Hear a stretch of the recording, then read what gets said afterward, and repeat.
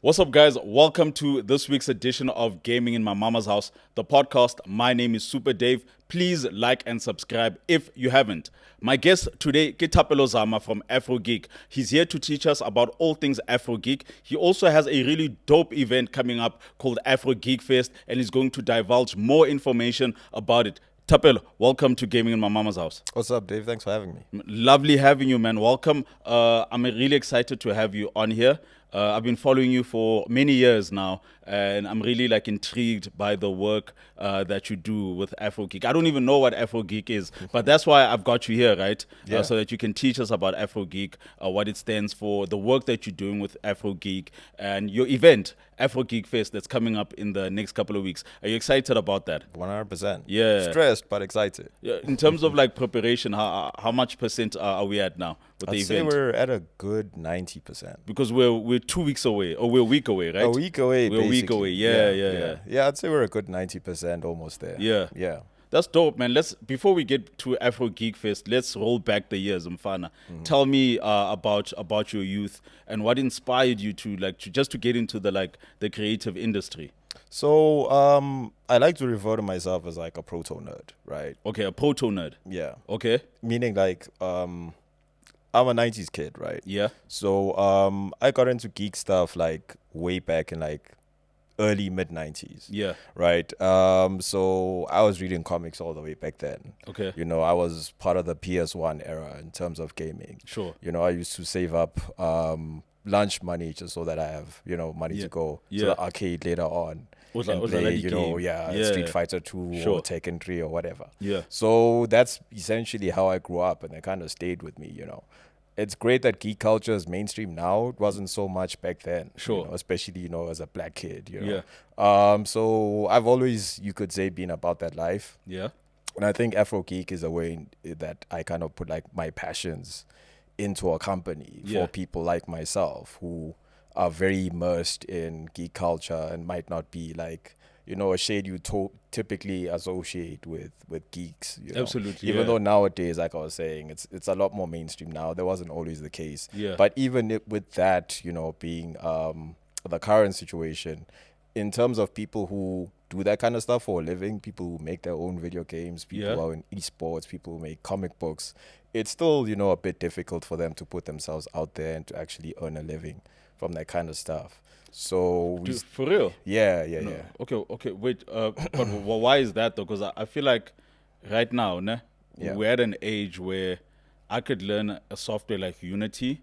I could learn, obviously now with AI, you can learn how to code, but the AI will do a lot of the heavy lifting for you. Yeah. Why is it still such a huge challenge in your own opinion for even the indie guys to break through and get publishing deals? Yeah, I think a lot of it has to do with demand. Okay. Right? So the market is there, right? Yeah. The supply is there, but is the demand there? Okay. I'd say not quite. So I think the local geek culture landscape is not as ripe as it could be. Okay. I think currently South Africans, Afro geeks, if you will, are still very much consumers in terms of this kind of stuff. Okay. And as far as consumption, we consume things from outside the country a lot. Things True. that are made locally, there's virtually no demand for currently. Yeah. I'm sad to say, Yeah. We've had a few breakthrough projects like Super Strikers, for example. Sure. We have Lois Omkiza who's made waves and stuff. Yeah. But that's really isolated. With Kwezi. Yeah, He did Kwezi. Yeah, exactly. But that's isolated stuff. Generally speaking, we have a lot of local animation studios. Yeah. But when's the last time you saw a local animation on TV? Because even with Super Strikers, it wasn't produced locally. It was in produced Indonesia. Exactly. So we have a long way to go, I feel like, in terms of establishing the local geek landscape, whether that be animation, comic books, Sure. indie games, etc. Because the guys are there and they're making fantastic stuff, but we're not really actively consuming that stuff to an extent like, say, a market like Japan is For real. consuming anime, or a market Yeah. like America is consuming American-made, animation Sure, and Marvel. movies, Marvel, Yeah. DC, etc. Godswag. Yeah. Take me back now, talking about Marvel and DC. The comic book, where were you buying these comic books? Because I assume you grew up go Soweto. No, Where was home? I actually grew up in KZN. KZN, okay. Yeah, in Stanger, which is like an hour from Durban. Okay. So like for me, my main source of comic books at that time was CNA. I think CNA is not even a thing anymore. No, it's not. Sadly so. Yeah, unfortunately. Yeah. But yeah, so I grew up with my grandparents, Okay. and every time my mom would come through, which would be like usually like once a month or something. Yeah. She'd take me to the CNA, and I'd get to pick up like a comic book or Sure. two. So that is kind of like how I got immersed in it. There was no comic warehouse or anything like that at Yeah. that time.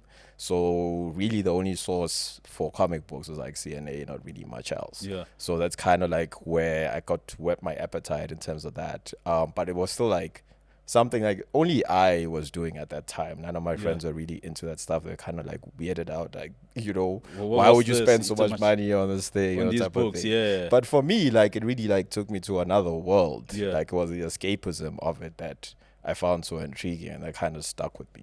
And which ones were the ones that were grabbing your attention so much? So my thing is like I like exploring. Okay. I've always been like that. Yeah. So I didn't really have one particular favorite. Like I bought Marvel, I bought DC, I bought Superman, Okay. I bought Fantastic Four, I bought the Avengers, like Yeah.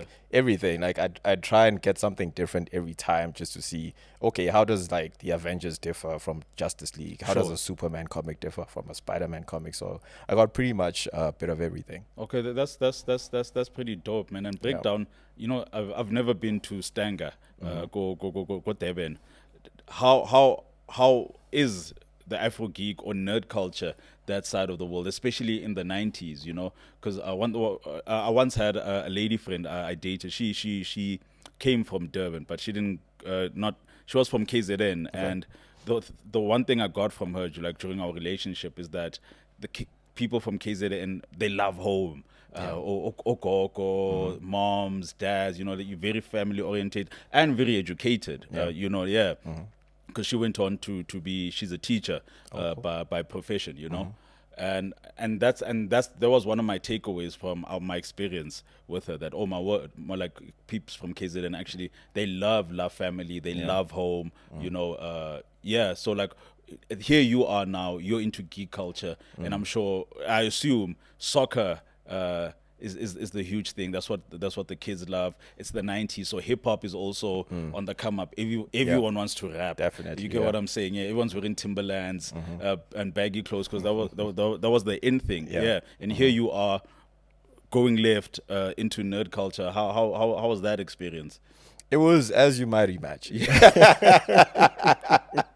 It was as you might imagine. Yeah. And the thing is, like, I was into hip hop as Yeah. well. Like, okay, I was never much of a soccer person, but I was very much into hip hop. Okay. So I was in that side of the world as well. But I think there's like a correlation between hip hop and geek culture. Absolutely. Because they were both fringe things at the time. Yeah. Because like if you were into hip hop at that time, where it was just starting to get popular, but it was still nowhere near as as ubiquitous as Kwaito or house music at that time, right?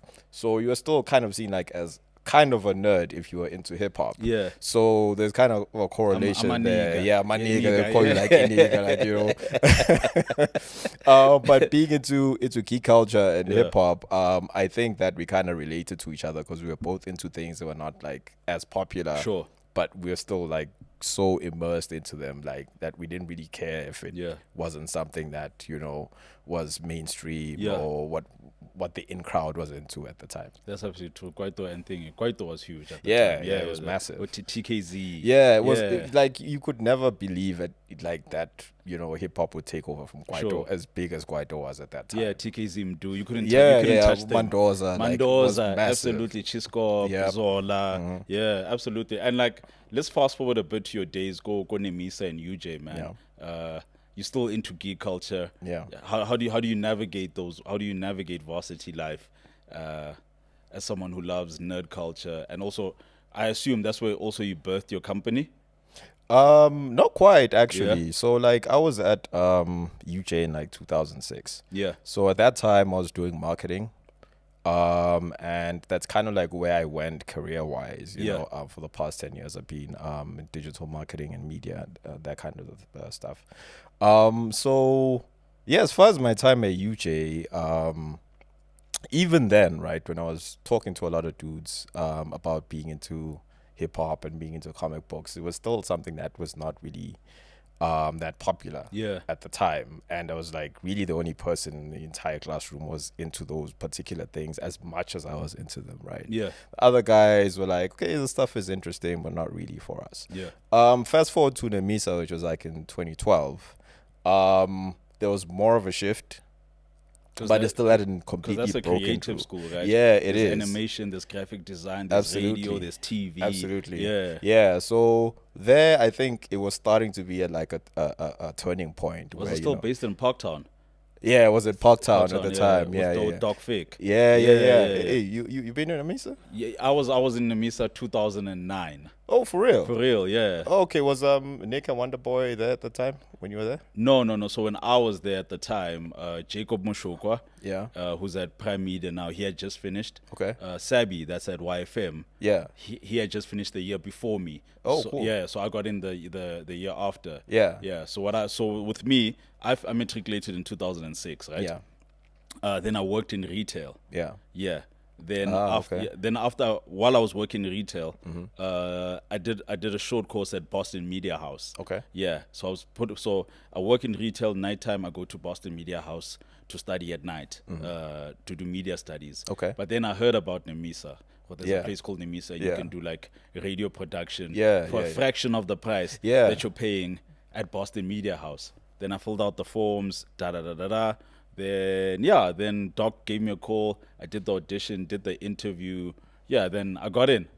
That's pretty cool. Yeah, then I juggled. I still had my retail job. Yeah. So I juggled my retail job and Nemisa. So I Yeah. still worked at Sports in a Clearwater Mall. And I was okay. still studying. Yeah. Oh, cool. Yeah. Yeah, with me it was kind of similar. Like I hadn't heard of it.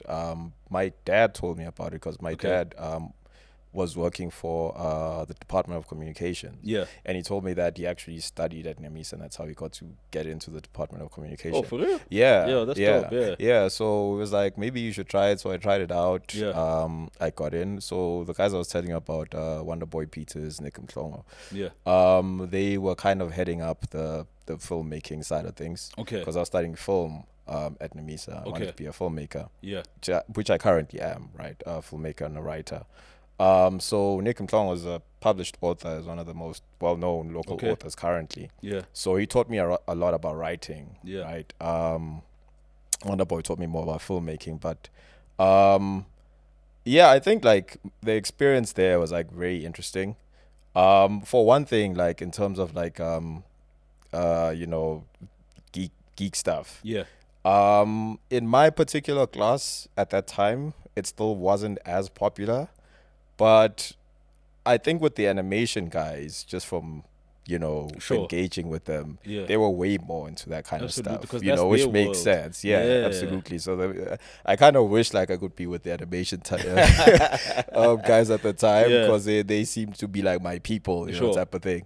But it was still like, I think a very, very important turning point in getting me from where I was to where I currently am, you know, in so many respects. Then how do you switch? How do you make that switch, bro, from marketing to UJ? You probably were working at the time, right? I wasn't actually. You I was weren't? just full-time into being a student. I got very late into the workplace actually. Okay. Like my first job was like in 2018. 2018? Yeah. So I got my first like full-time Did you job. finish at UJ? I didn't. You didn't? Yeah. I kind of floated around a bit. I went to UJ. I went to UNISA. And then I finally found my feet at like Nemisa. Yeah. Yeah. So that's kind of like where... from Nemisa I went to Red and Yellow. Training Yellow. Yeah, The advertising school. Yeah. So that's where I kind of like got my marketing certificate. Okay. Yeah, and I got to do an internship, and that's how I kind of got like in the industry. Okay. Yeah, so I've been around as far as like education. Like I've been all over that's the place. that's pretty dope though, because Yeah. obviously no one's in. We're all on our different parts, you know. Yeah. Yeah, and we're all just on a course, and we're just Yeah. intersecting Yeah. as we go. Then how does Afro Geek come about? Yeah, so the interesting thing is like you know, as you're saying that, you know, you go through life and you experience all these different things. The thing with me is like I feel like all these different things that I got to touch on in my life. Yeah. There's so many skills that I've picked up along the way. Yeah.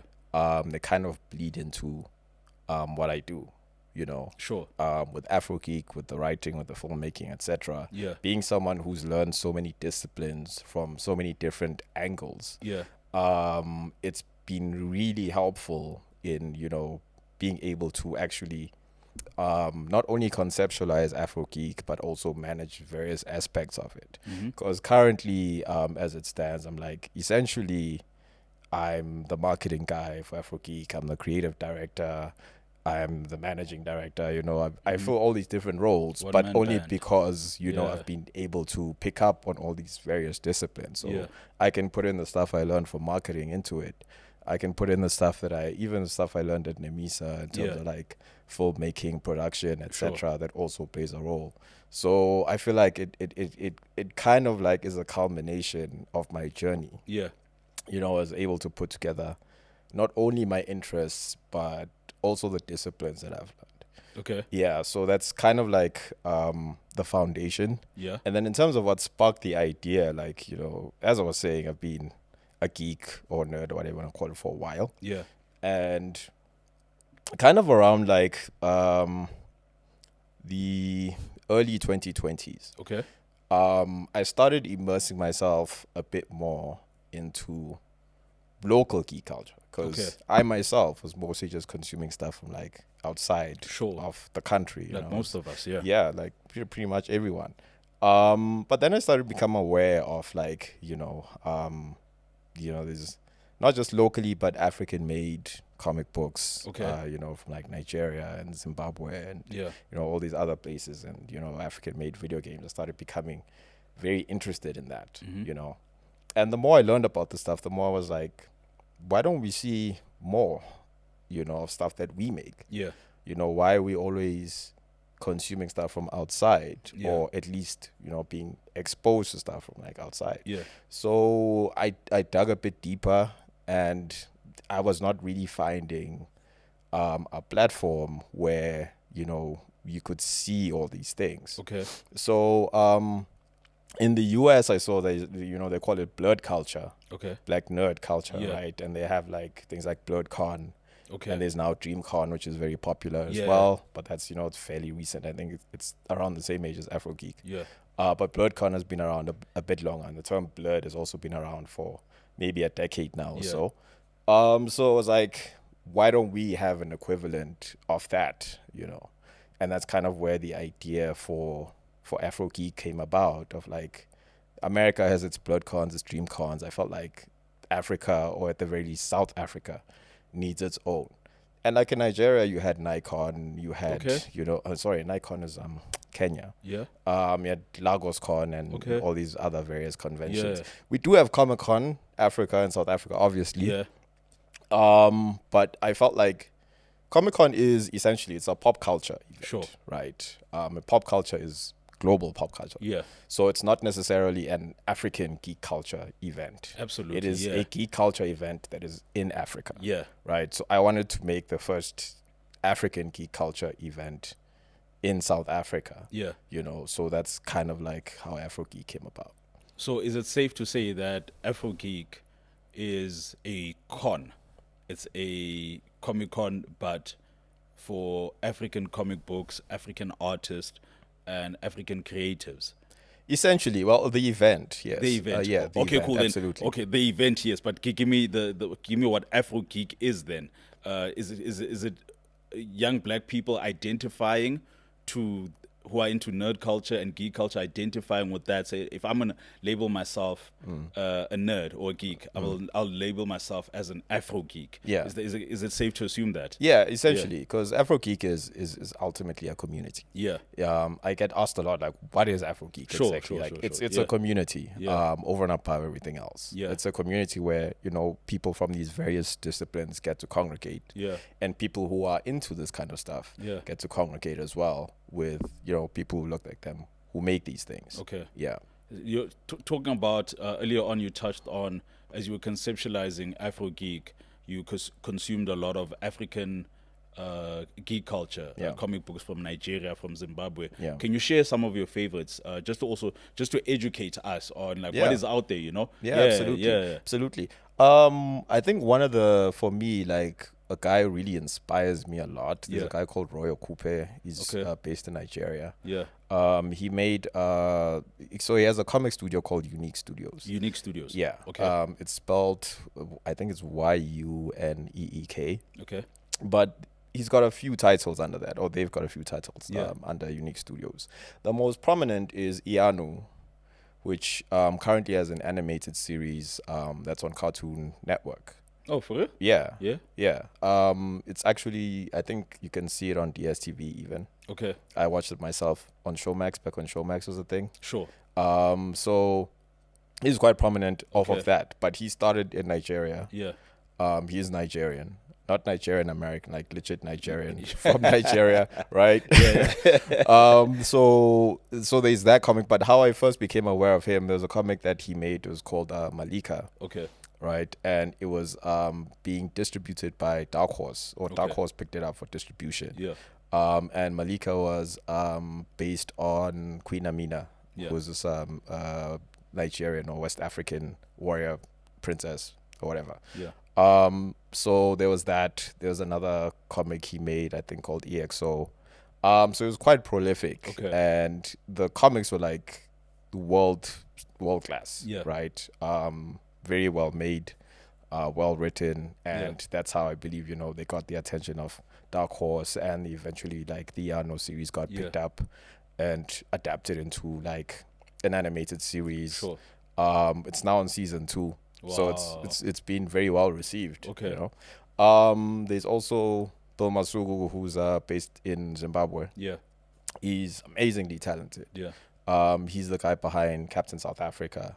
Oh, word? Yeah. Which is, it's very good. Yeah. It's a very interesting world. It's very well written, and he's also quite prolific in his own right. Yeah. He's lectured at Wits. He's won awards. Okay. He's been around the world just talking about Yeah.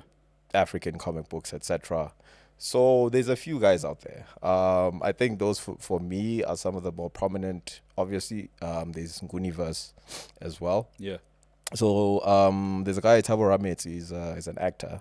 Thabo Ramets, okay. Yeah. South African. South African. Okay, Yeah. So he and the other members of like the Nguniverse team, they made this comic called Imbogoto. Okay. Right, and the comic is about African warrior women from like real world history, like who come together like the Avengers. Yeah. But in antiquity, Sure. right? And the comic was actually it's being sponsored by or financed on by Charlize Theron for people.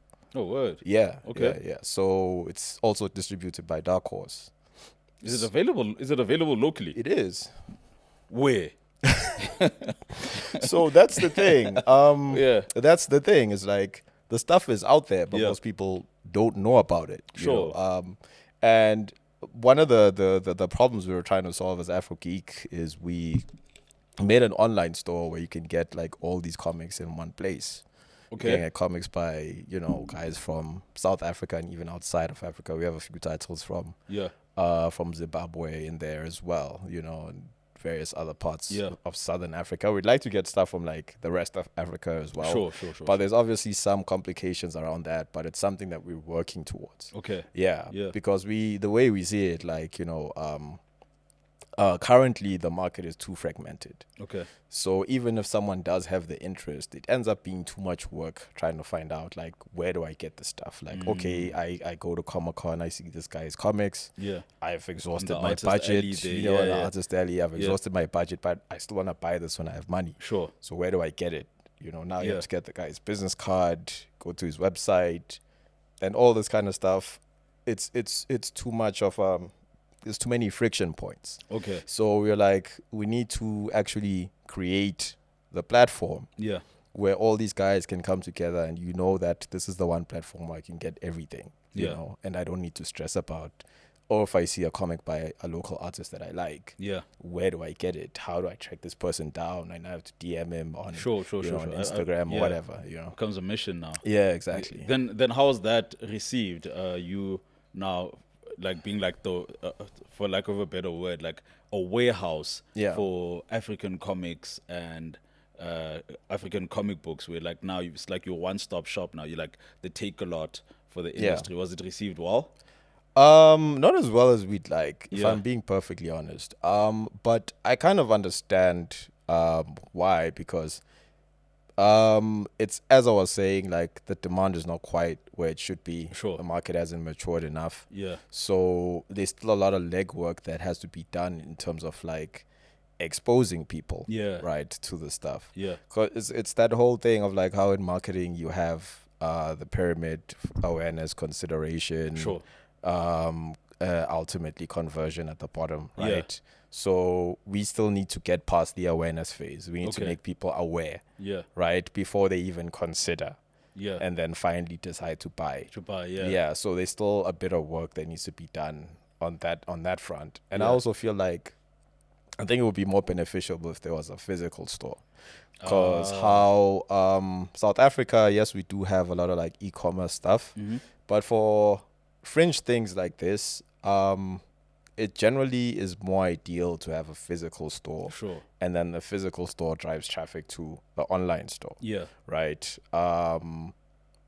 It's kind of difficult the other way around. You can still do it, and many companies have, Yeah. but it's like swimming upstream. It's a Yeah. lot more challenging when you try to do it, like, in reverse. Sure. So we are currently working towards that. Part of our plans for the future is actually having a pop-up store to start, you know, going towards, and finally having, like, a full on, yeah, Like flagship Afro Geek Yeah. flagship store. yeah, absolutely. Yeah. Okay, cool. Because my suggestion would be like pop-ups, but like not just Yeah. like pop-ups at the cons, you know? Because maybe I think for me, what I've seen is that I think maybe the reason why we don't see a lot of the guys, we only get to see them twice a year That's true. at Artist Alley, Exactly. at Comic Con, or at Artist Alley at Rage. Mm. And even at that, they put them at the back. Yeah, You get what I'm saying? exactly. Yeah. So I've actually said that same thing, that the reason why Artist Alley as a concept, Yeah. you know, doesn't generate the kind of, like, returns you'd expect. Yeah. Because, like, when you hear that 80,000 people are going to Comic-Con, Sure. you expect that, oh, if I go to Comic-Con as an artist or comic artist, I'm gonna make a killing. But still, you have to buy a store. That you have to like buy a store, right? Yeah, Yeah. yeah. You I've heard do. that you have to buy that Yeah. space. You have for, to- yeah, of for course. the weekend. Yeah, of course. So you have And to it's pay not for cheap. it. And it's No, not cheap. Not quite. It's not quite. So Artist Yeah. Alley is considerably cheaper than other areas in Comic-Con, Absolutely, yeah. but it's still, you know, For an independent For an artist, independent yeah, artist, we're still trying to yeah, come up. It's it's it's still a lot bit- of money. Yeah, Yeah. right. But that's only the first issue. Okay. The bigger issue is that, like I was saying, places like Comic-Con, Africa, Yeah. are pop culture Sure. primarily, right? Yeah. That's how Comic-Con itself sells itself, Yeah. right? It's a pop culture event.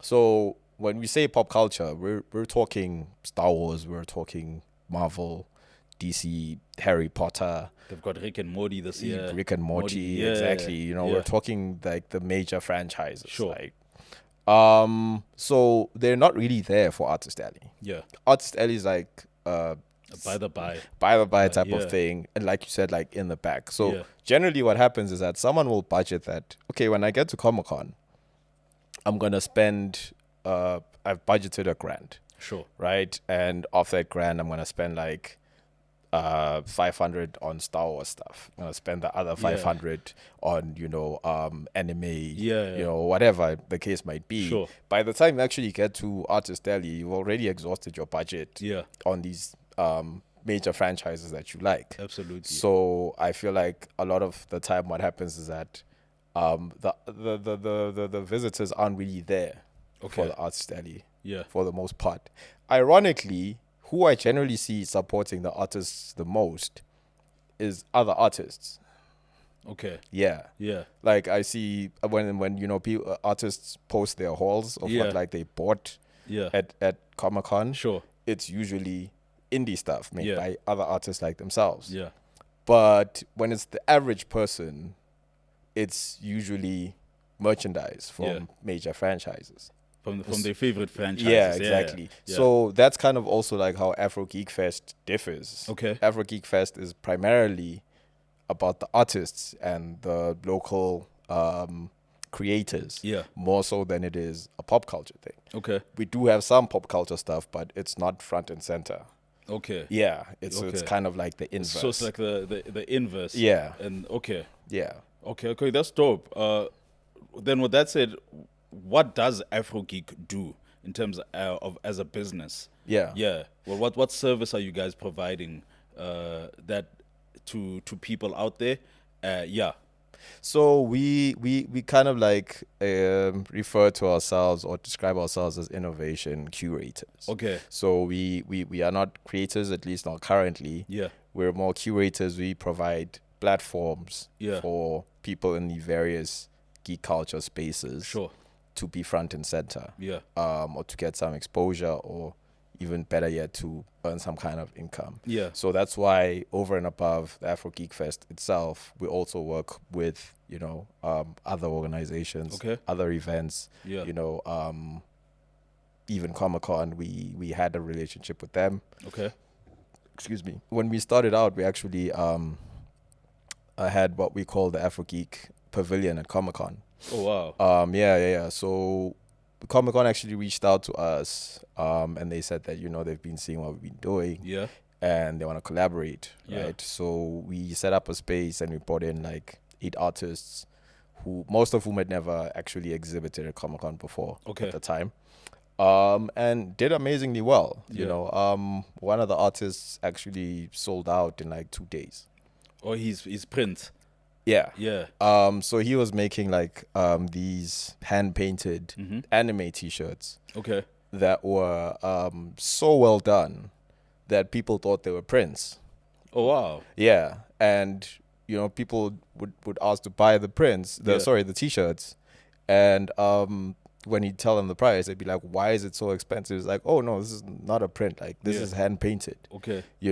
That's just like how well done they were. Yeah. So when you realize that, a lot of people were apprehensive because they didn't realize that these were hand-painted T-shirts, he started painting in the stall. And then people, so they can see that these are actually, hand-painted. And then they just started flying off the shelves. That's insane. Yeah. And that to us, was proof that, this is something that we needed to do. Yeah. And it was guys like this who are obviously very talented and they deserve the space. They have the talent. They just need the opportunity. Okay. So that's where we try to come in.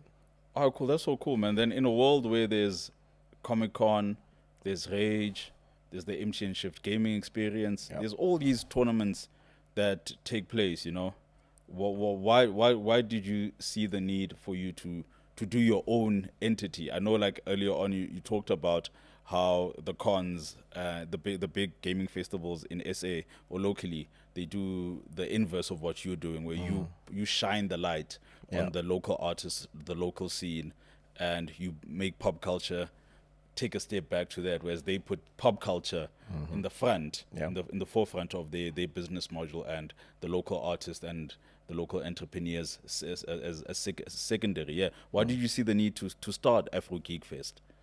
I think it was it was a thing of like I wasn't seeing the stuff that I wanted to see more of. Okay. In all of the events that you're referring to. So we essentially decided, rather than just complain about like why don't we have this and apply- that yeah, and this and that. that. Yeah. We were like, let's just do it then. You Okay. know, I believe very strongly in if you don't see more of what you want to see, Yeah. then you should be the one to actually do that to Sure. fill that gap Yeah. if you can. You know, Okay. because sometimes it is a matter of resources. Yeah. You know, if for example you were to say that, you know, why aren't there any South African cars, right? Yeah. It's not as simple to just build your own car, Sure. right? But Yeah. there are certain things where you actually can, you know, with what little resources you have, You can put together something. put together something. So yeah. like, yeah, why can't we do it? So we The gave it engine a shot. doesn't have to be South African. The chassis doesn't need to Exactly. be. The brand can be South African. Exactly. Yeah. Yeah. I get what you mean. Yeah. Yeah. So Yeah. that's kind of like how we went about it. We're like, we're not seeing the space, so let's create it. Okay. Basically. Then you're the co-founder. Who's your other business partner? Neo Motoha is my business partner and also partner. Or partner. Yeah. Oh, okay, Kim Cholo le company this thing. Yeah. Yeah. Yeah, pretty That's much. dope. And Yeah. and how long have you guys been running Afro Geek as a company? And obviously the festival, it's in its third year. Yeah. Yeah. So Afro Geek is now, I think, just over 4 years old. Yeah. Yeah. Okay. Yeah. Tell me about the lows and highs of running Afro Geek. Oh man. I think for us, like I'll start with the highs. I think the Yeah. highs is just basically getting to work with so many amazingly talented people, first Sure. of all, right? Yeah. And secondly, like increasingly when we speak to, you know, people like yourself, or people in even Nigeria Yeah. or locally, or whatever the case might be, and they're already familiar with us, Yeah. that, you know, is always so jarring. Sure. And, you know, we've had instances where, you know, people start gushing about like, you know, thank you so much for doing what you guys are doing. It's Yeah. needed. That's always very overwhelming, Yeah. you know, in a good way, of course. And it kind of like reinforces to us that, you know, we had to do this thing, Sure. whatever the challenges might be. Yeah. But you know, it's always great Yeah. getting that kind of feedback from the community. Yeah. I think in terms of the lows, or more so like the challenges, it's more the monetary issues that come with it. Okay. Right? Because Afro Geek isn't quite at a place where like it's raking in the big bucks. Yeah. Right. Most things we pay for out of pocket. Sure. You know. Yeah. A lot of the time we're both like burning the candles at both ends. Yeah. You know, I had a full-time job that I recently resigned from. Okay. So I had to juggle that, you know, with Afro Geek. Yeah. My partner's also got a full-time job as well Yeah. that she's still doing. So there's also like, you know, you get tired sometimes juggling both these things. Absolutely. Yeah. Right. Yeah. So there's that bit as well. But thankfully we've had, you know, some developments as far as sponsorship, and, you know, some brands, organizations coming to the table. Okay. This year, Vuma's once again, you know, come on board as a sponsor for our gaming. Vuma. Yeah, Vumatel. Vumatel. Oh, Yeah. wow. Yeah. That's a big company. Yeah. Yeah. So Vumatel, they sponsored our gaming tournament last year, Okay. and they're doing the same Oh, no, this you year got as well. big bucks. Hey, we're getting there. Yeah. Right. So we got Vuma on board. Also this year we got the Gauteng Film Commission on board as a sponsor as well for the Okay. event, which was great. Yeah. It's been And how, extremely how does that work? Because obviously they're more well known for giving opportunity Yeah. to filmmakers and those that need funds Yes. to bring their projects to life. Absolutely. How does an entity like that now jump onto your geek culture festival? So as it turns out, a recent mandate for the GFC has actually been the indie game space. Oh wow. Yeah. Okay. Yeah. So we've been speaking to them about, you know, advancing that community, because it's Yeah. also a community that we're very passionate about, Yeah. and that, you know, we have good relations with a lot of people Okay. in that space. And we're obviously going to be having quite a few indie game developers at the event as well. Yeah. So that's kind of like how they were able to jump on board Yeah. because they saw the work that we've been doing to kind of like put these guys out there. So they wanted to support that. Tell me, off the top of your head, tell me some of the indie games that I could look forward to playing when I come through to your fest in a week or so. So yeah, there's a few awesome ones. I think the most notable is probably Relooted.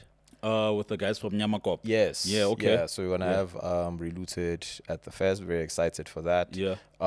There's the guys at Glitch Portal who they've got a few games actually. Okay. They've got one Amapiano inspired game. From It's Glitch like Portal, so I'm sure they also have the. Do they have the one with the dancing rhino in traffic? That's the one. That's the one. Yeah, Oh, okay, yeah, okay, yeah, okay, right. yeah. So there's that one. Yeah. There's also the guys at Fat Cook Studios who have this really cool racing game. The spinning game. Yes. It's the one where you spin like a car that looks like a BMW Kushe, 325 yeah. IS across some obstacles, and Yes. you earn like points. Yeah. Doing Yeah, that. yeah. Oh, okay, cool. You've got Yeah. some. Okay. Yeah. I've played both Yeah. games from both studios, Okay. Glitch Portal and thingy and Fedcook. I've had a taste of Okay. what they're working on. So Yeah. that should be exciting. Yeah, absolutely. Yeah. Okay. Yeah, so those are some of the ones that you can expect. There's a few Okay. others, but yeah. Also from a gaming front, I think I can reveal now. You can? Yeah. It's not like under NDA or anything, under No. embargo.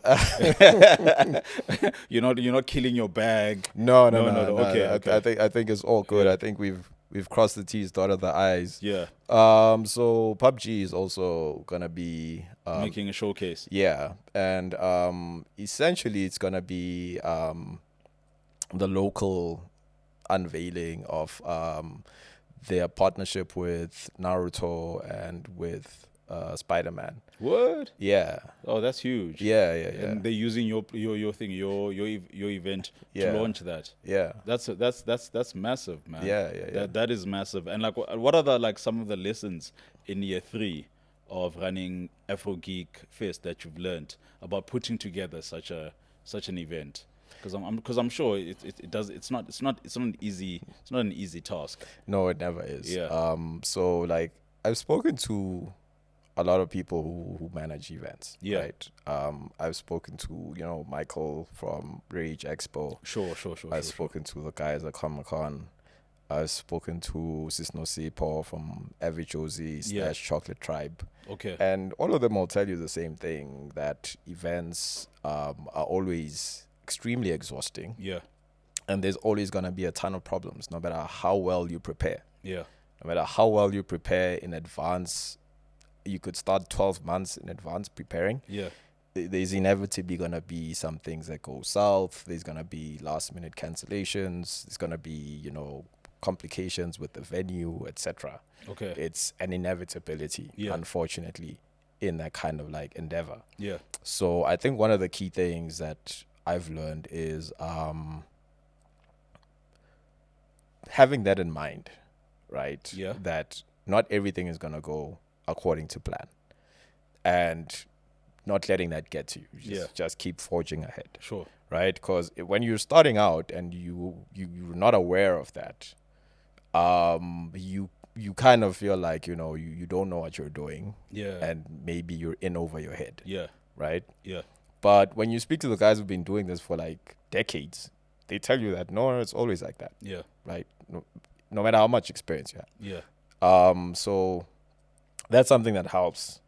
But at the same time, for each problem that arises, you kind of learn how to mitigate in future. Okay. Like, to avoid this problem in future, yeah, I need to have XYZ in place. Yeah. So that if this does happen, I know that this is how I cover my bases. Okay.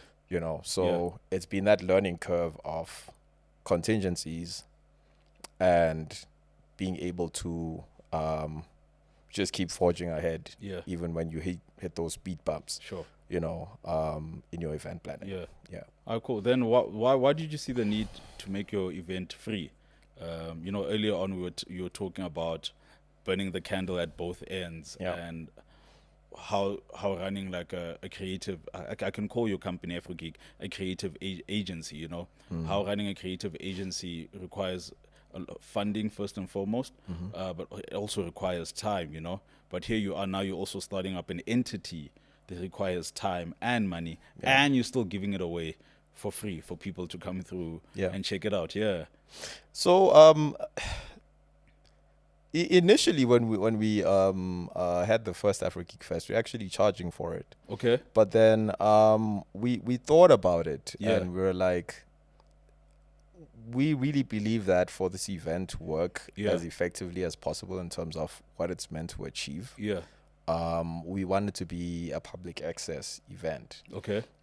Because Afro Geek as it currently exists, or the Afro Geek Fest as it currently exists, is a community event. Okay. We like to call it, right? Yeah.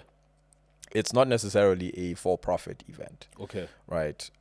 And because of partnerships with the GFC and all the relevant stakeholders, Sure. Those partnerships help to absorb some of those costs. Okay. Right. Yeah. And that's how we're able to have it be for free. If it wasn't for those partnerships, we wouldn't be able to. I can imagine. Yeah, we wouldn't be able to. But because we have, organizations helping us, we're able to have it be for free because we're not incurring all of the cost. So they take some of the weight off. So for us, it's very important as much as we can to keep it free access, because the whole point about it is just democratizing access to the creative economy. Yeah. And we feel like if we say that that's what we're about, but then we're charging people to come in, it becomes counterproductive. Yeah. So eventually we do want to have like two separate events, one for profit and keep the community level one free access. Okay. Right. But until such time that happens, we plan to keep on having it be for free, as long as we have the stakeholders who can help us put it together. Yeah. Yeah. Okay. Shout out to your stakeholders for helping you put it together, because I can imagine that it's not an easy task putting this together. Yeah. No. From venue, security, toilets. There's so many costs. There's a lot of moving parts for sure. A lot of moving parts, and they cost hundreds and thousands of rands. Man. And why did you see the need to pick Soweto as the home of this community festival? Yeah, I mean, I think it was. You could have done it in your hometown, Stanger. But the thing is, like, I personally have lived in Soweto for like the past 20 years. Wow. Yeah. Okay. Yeah. Oh, dope. Yeah. As you were saying earlier, before we went to film Go Orlando West. Yeah, exactly. So I was living in Orlando West for like, about 2 decades pretty much. Because after I matriculated, I moved this side. This side. Yeah. Okay. And I've been staying here since. Oh, sure. The first half of my life was in KZN. The second half was in Gauteng, right? Okay. Of which the bulk of which has been Soweto. Soweto, sure. So that's why I wanted to give back to this community. Wow. That I've been living pretty much my entire adult life in. Yeah.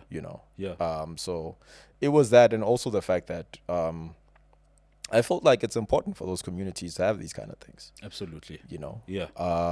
It shouldn't always be a thing that people have to go out of their way to get to experience this kind of stuff. Yeah. Why can't we have like our own event that has tech, that has gaming, that has comics, that has animation, etc., etc. That has a big launch exactly in it. Yeah. I feel like it's important that the kids in that community get access to see that within the creative economy there's so many opportunities.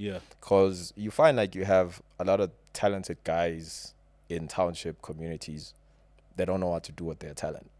Facts. And the person is busy job hunting. Yeah. But they could actually be making a living off of their talent. God-given talent. Their God-given talent. You have guys who are great artists, but they still have this mindset especially within the black community, that you can't make a living off of art. Yeah. You have to get a real job. Sure. Art is a hobby. Yeah. That's not the reality we live in anymore. Yeah. So we're trying to change those kind of narratives. Yeah. Nowadays you have esports. You have guys that are really talented at FIFA or Tekken, whatever the case might be, but don't know how to pursue a career in esports, or might not even be aware that esports is something that you can pursue a career in. That's true. Yeah. Yeah. So that's why we feel like it's important to have this kind of showcase to show people, here's a guy who makes his own video games. Yeah. This is something that you could do as well, potentially. Yeah. Here's a guy that makes his own comic books. If you're an artist, maybe that's something that you could do. Here's a guy that made his own animation. Maybe that's something you could do if you're a talented artist, etc., etc. Okay. Yeah. And how's the reception been from the community? Go Soweto. It's because I know this year you doing it. Go Uncle Tom's Hall, right? Yeah. Has it always been go Uncle Tom's Hall? I think a couple of years ago, if not a year ago, you were at Jabulani. Yeah. Jabulani Theatre. Jabulani Safe Hub. Okay. Yeah, we were at the Safe Hub. Yeah. Okay. Yeah. Yeah. So the first event was at Uncle Tom's. Okay. And then last year we had Jabulani Safe Hub. Yeah. So we've gone back to Uncle Tom's Hall this time around. Yeah. And in terms of the reception, it's always overwhelmingly positive. Yeah. One thing consistently that we always get in terms of feedback to the event is everyone always says just how warm the community is and how comfortable and friendly everyone is. And for a lot of people, they've never experienced that kind of warmth at an event before. Okay. And that's something that we've gotten pretty consistently. So we're very happy to get that kind of feedback all the time, because a lot of people say it might have been their first time in Soweto. Yeah. But they kind of felt like they were at home just because of how warm and welcoming everyone is. Absolutely. Yeah. That's pretty cool. Yeah. Then 5 years from now, what does Afro Geek look like, and what does Afro Geek Fest look like? Yeah, I think on your vision board. Yeah, when you look at the future, you've got a crystal ball. And you're like, wow, in 5 years' time, this is where the company's at, and this is the company's child, which is the festival. Yeah. This is where this is at. Yeah. I think 5 years from now, what we'd love to see is, as I was saying earlier, having those two events. Sure. So the community event. Yeah. And have that be at maybe a bigger scale than it currently is, because already as it stands, Uncle Tom's as a venue is really great, but can barely contain all the stuff that we're going to be having. Right. So that in itself is a sign of growth, which is good. It's a good problem to have, because it shows that the business is growing. So probably 5 years from now, we'll probably need a larger venue. We still want to keep it in the township, whether that be Soweto or Alex or Tembisa or wherever, but we're probably going to need bigger venue to accommodate, because the business is growing, so fast. Would you take it home? To KZN? Yeah. Absolutely. Definitely at some point, that's on the cards. Sure. I don't know if within 5 years we'll be able to get there, but I think you can. Yeah, who knows? Yeah, I think you can. With all these people popping up to show you some love, I think you possibly can. Yeah. It's definitely something we'd like to do. Yeah. So there's that aspect, and then obviously the larger Afro Geek Fest as well. Yeah. That's more a for-profit event. Sure. We'd like to have that as well, and potentially even start, having events outside of South Africa. Maybe the first Afro Geek Fest in Zimbabwe to start, and who knows where after Nigeria, Rwanda, wherever Ghana, the case might be. Exactly. We want it to be a truly Pan-African event as well. So we want to be able to bring in more people from the rest of Africa. Yeah. We want to bring in, the guys I told you about, your Royal Coupes, and, guys from Kenya, etc. We're actually speaking to a Kenyan game studio. Who made this really cool game called Hero. Yeah. Which looks amazing. Yeah. We're in talks with them of getting the game, but what we really like is to have the developers In here. like Yeah, exactly fly down, yeah. fly down. We'd like to bring in people from all over. So hopefully by 5 years from here, we get to a point where we're able to bring people in. You know. Yeah. Yeah. I think you can do it. I think you can carve an Afro nation. You see how big Afro nation is now. Yeah. Because now they do it in Portugal, they do it Exactly. in Ghana. Like Exactly. yeah. Yeah. Exactly. Yeah. I always look at it that way, like Afro Nation or even Afro Punk. Sure. It's essentially the same concept, but it's like with music. Absolutely. But we're like doing the same thing, but with geek culture. So that's definitely the vision. Okay. That's definitely the vision. Of course. Yeah. Let's talk more about let's talk more about the event, please. For someone who's watching this interview today, or whenever they get a chance to sit down and watch Gaming in My Mama's House, when is the event taking place, and on which dates is the event taking place? So the event's going to be on the 22nd of August, which is next week, Saturday. Well, it's a one-day event. It's a one-day event. Okay. Yeah. So it's going to be at Uncle Tom's Hall, which is just behind Hector Peterson Memorial in Orlando West. Yeah. Starts at 10 a.m., finishes at 5. So full day. Yeah, it's a full day event. So if you pull through, you'll be able to enjoy gaming. There'll be, for the first time, we're having K-pop. Okay, dope. At the event. The K-pop community has really shown up for us. We've been seeing so many of them express interest in being at the event. We had a lady called Anita who runs a company called Bora Hibela. Okay.